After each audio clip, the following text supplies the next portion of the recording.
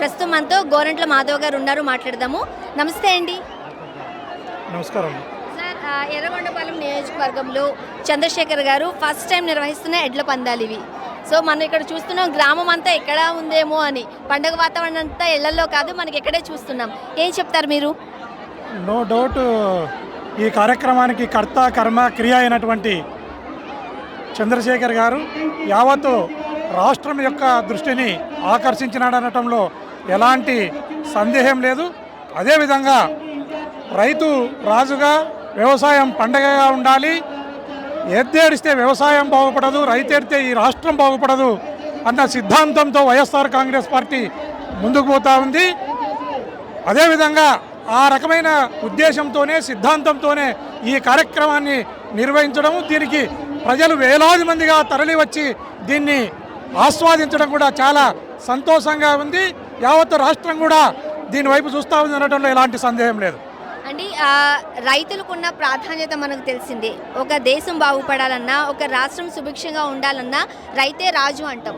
But ఈరోజు రాష్ట్రంలో ఉన్న రైతుల పరిస్థితి అన్నా కూడా దుస్థితి అనడం మంచిదేమో. అనేక రకాలుగా ఇబ్బందులు పడుతున్నారు. సరైన ఎరువులు లేవు, పంటకు సరైన గిట్టుబాటు ధర రావడం లేదు. ఏం చెప్తారు?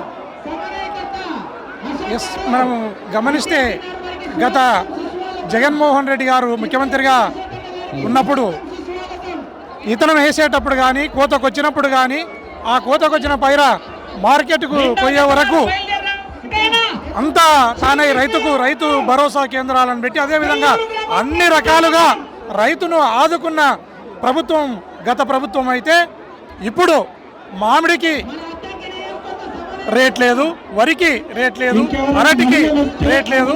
రైతులు ఆత్మహత్యనే శరణ్యమన్న భావనతో ఉన్నారు. ఇది ఈ సమాజానికి మంచిది కాదు. ఇప్పటికైనా చంద్రబాబు నాయుడు కళ్ళు తెరవాలి, రైతుల పట్ల సానుకూలంగా స్పందించాలని ఈ సందర్భంగా తెలియజేస్తున్నాను. ముఖ్యంగా యూరియా కొరతతో రైతులు పడుతున్న అష్ట కష్టాలు మనం చూస్తూనే ఉన్నాం. రోడ్లపైకి రైతులు వస్తున్నారు. టమాటా రైతులు మనం చూసాం, మొన్నటికి మనం చూసాం. ఎండుమిర్చి రైతులు కూడా మనం ఎంత ఇబ్బందులు పడుతున్నారు, రోడ్ల మీదకి వస్తున్నారు. అన్నదాత సుఖీభవ అని ఆశీర్వదిస్తున్నా మనమే, అన్నదాతకు సరైన న్యాయం చేస్తున్నామా? ఏమంటారు?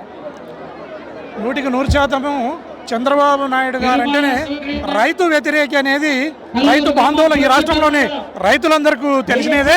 రైతుకు ఏమాత్రం ప్రోత్సాహం లేదు. ఇప్పటికైనా కళ్ళు తెరిచి చంద్రబాబు నాయుడు రైతులను ప్రోత్సహించాలి, రైతులకు అండగా ఈ ప్రభుత్వం నిలబడాలని కోరుకుంటున్నాను. ముఖ్యంగా రాష్ట్రం ఏర్పడి 18 నెలలు అవుతుంది. ఈ టైంలోనే రాష్ట్ర వ్యాప్తంగా కూడా టీడీపీ గవర్నమెంట్కి సంబంధించి కూటమి ప్రభుత్వానికి వ్యతిరేకత మొదలైంది అంటున్నారు.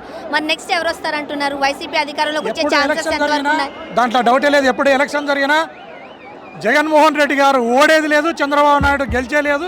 ఇది ప్రజలు ఆల్రెడీ నిర్ణయించుకున్నారు. ఇది నిజము, ఇది సత్యం. సో జగన్మోహన్ రెడ్డి గారు ఇంటికే పరిమితం కాకుండా, లేకపోతే బెంగళూరుకే పరిమితం కాకుండా ఇలా ప్రజల్లోకి వచ్చి మాట్లాడితే ఖచ్చితంగా నెక్స్ట్ వచ్చేది వైసీపీ అంటున్నారు.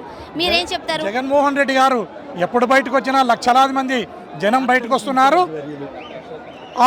ఆయన బయట తిరుగుతారు, పాదయాత్రను మొదలు పెడతారు, జనంలోనే ఉంటారు. థ్యాంక్ యూ అండి, థ్యాంక్ యూ సో మచ్ అండి.